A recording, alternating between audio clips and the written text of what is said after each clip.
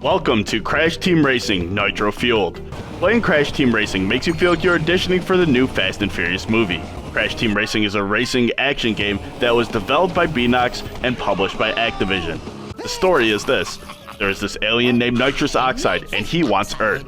But apparently the only way he can take Earth over is by challenging the greatest racers to a race. If he wins, Earth is his. If the racers win, then he'll leave it alone. This is a racing game first and foremost. The story definitely takes a backseat here.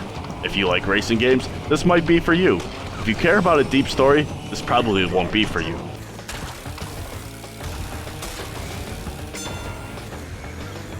Crash Team Racing is available on PlayStation, Xbox, and Nintendo Switch. And here are the menu settings. There is no cross-saving, but there is cross-play between the platforms mentioned before. Crash Team Racing definitely looks better than it did in 1999. The detail on the carts, the design for the maps, and the characters all look pleasing to the eye in my opinion. The colors are vibrant and really just work well.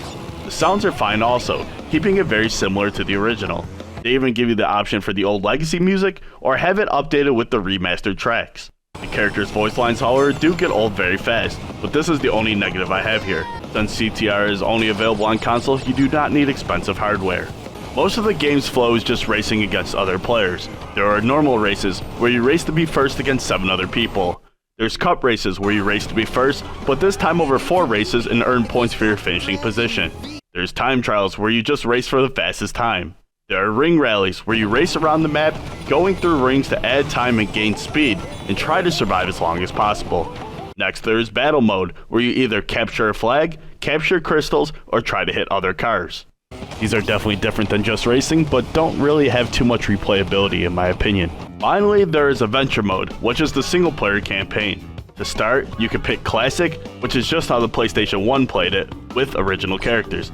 Or the nitro-fueled version, where you could choose a difficulty from easy, medium, or hard, and bring in any character kart customization you want. When you load in adventure mode, you'll travel along this map, stopping at portals to race for trophies. Once you receive 4 trophies in an area, you can race the boss for a key, which unlocks the next area. After you race the boss, you could go back to the portals to go for a token, which you earn by collecting the letters CTR and coming in first place. These are used to unlock gems that allow you to do cup matches later on. You could also race for relics. These are just time trials with time crates that pause the clock for the amount of time that's on the crates. Relics are separated into Sapphire, Gold, and Platinum, depending on how fast you complete the race. Gold and Platinum don't matter as much as Sapphire, unless you want to have 101% completion instead of 100, or care about having a few extra cosmetics. Moving to the mechanics, you can accelerate, you can brake, you can even back it up in reverse. You could use and throw items. You could be as fast as a NASCAR going over boost pads. You can drift. And the 2 most important mechanics if you ever want to win a race are power sliding and jumping. Jumping will not only allow you to get a TNT off your head, but is a way to stabilize your kart, but much more importantly is used as a way to maintain your speed after boosting, which leads into power sliding. Power sliding is by far the most important way to gain and maintain speed in the game. While you are drifting, you'll see this meter go up, and when it's at the end, you can hit the other drift button that you aren't using to gain a boost of speed. It is so important to this game that when you play adventure mode, it is one of the first things that they'll tell you about. There are 2 other mechanics for the advanced players as well, called reserves, which is simply put as how long your turbo will last, and sacred fire, which is the desired turbo speed. Next are items. Items can play a huge role in every race of CTR, and for the most part are inspired by Mario Kart items.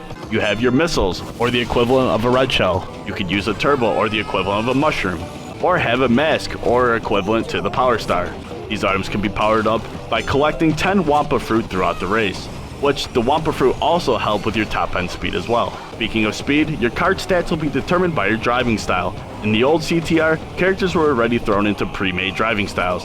Now you can use any character and choose the driving style you want. There's speed, drift, turning, balanced, and acceleration. If you're wondering how the driving styles will affect the stats, there are these bars here. Since it is a remake of the old CTR game, it of course has all of the original maps, like Crash Cove, Coco Park, and Tiny's Arena. But they also went and included some of the Crash Nitro Kart maps as well, which is why they named the game Nitro-Fueled.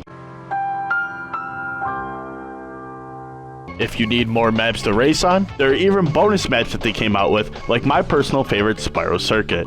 In this map, you travel through different portions of levels that you would see in Spiral 1. They even went and changed the Wampa Fruit to gems as well, which definitely gets a plus in my book. For the enemies in Crash Team Racing, it's a racing game. The only enemies are the ones that you're racing.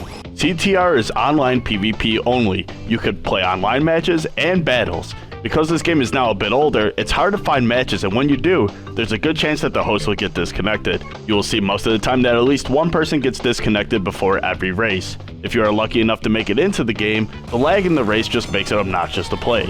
You'll think you're ahead of someone, then when you finish you see that they actually finished before you. They really could have worked more on making the online experience flow better, but I guess one positive to the online section being so poor is that it makes it harder to grief. I agree. If you want to play online, you can join other players through matchmaking, private lobbies, or through the friends section. Another knock against the online section is that there's no communication that can happen in the game at all. In CTR, there is no pay to win at all, but of course there are cosmetics. You can earn these by buying them with Wampa Fruit that you earn after every race and by completing challenges. But the rate you earn them is not very fast at all, which isn't good because the items cost a lot in the store. Well, what do you do if you can't earn the in-game currency fast enough? You can just buy them with real money, of course. There are plenty of cosmetics to buy too, ranging from characters, costumes, carts, wheels, and stickers. Another negative, however, is that you can only buy the items that are shown in the shop. So if you don't like what is shown, you'll have to refresh the shop or wait until the next day. I haven't found any glitches outside of maybe an invisible wall stretching out just a bit too far. But an extremely obnoxious thing that I've noticed is the crate's hitbox, especially in the relic races. There are way too many times where I feel I should hit the time crates only to drive right past them. But moving to the good things, I love that they had a Spyro collaboration. They created a Spyro map, changed the mask item to a Sparks item, and even imported some of Spyro's lines. Last one there's a North! The lines still get a bit annoying after a while, but it's awesome that this collabs in the game.